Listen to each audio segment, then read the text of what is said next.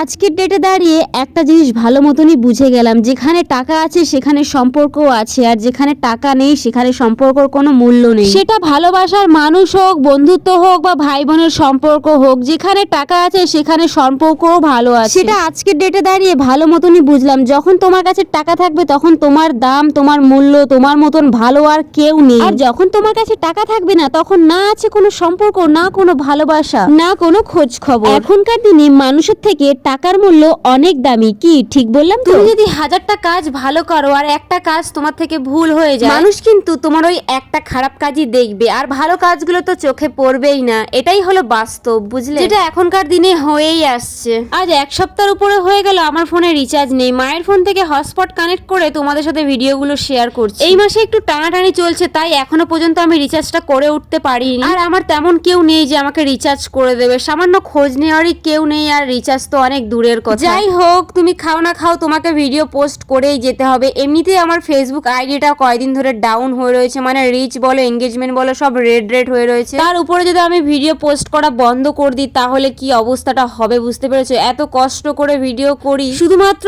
রিচার্জের জন্য video post করব না, কখনোই নয়। আমি কোথাও না কোথাও কারোর কাছ থেকে হটস্পট কানেক্ট করে ঠিক ভিডিও পোস্ট করব, তোমাদের সাথে শেয়ার করব। জানো তো, মায়ের মতন কেউ বোঝে না। আমার রিচার্জ শেষ হয়ে গেছে বলে মা বলছে, নে আমি টাকা দিচ্ছি, তুই রিচার্জ করে নে, তুই কারণ ভিডিও করিস তো, তোকে তো ভিডিও পোস্ট করতে হবে। আমি বললাম যে না মা, এখন দরকার নেই, কদিন পরে রিচার্জ করব। মাকে বললাম যে মা, রিচার্জের টাকাটা আমাকে দাও, আমি ব্যাংকে রেখে আসি, কিছুদিন পর তো আমার লোন কাটবে, আর লোনের টাকা অল্প কম আছে, তো ওটা দিয়েই কেটে নেবে। তাই মা দিল, সেটাই আমি এখন ব্যাংকে রেখে দিয়ে এসেছি। এখনো 2টো লোন আছে, এই লোন 2টো কমপ্লিট হলে একটু শান্তি পাই। এই লোনটা নিয়ে আমার যে কত প্রবলেম, কত টেনশন, কত চিন্তা, কি বলবো। আর এমনিতেই ফেসবুক থেকে আগের মতন আর টাকা দেয় না, টাকার আর্নিং অনেক কমিয়ে দিয়েছে। তার উপরে এই মাসে ফেসবুক থেকে আমার পেমেন্ট ঢোকেনি। কেন যে ঢুকলো না সেটাই বুঝতে পারছি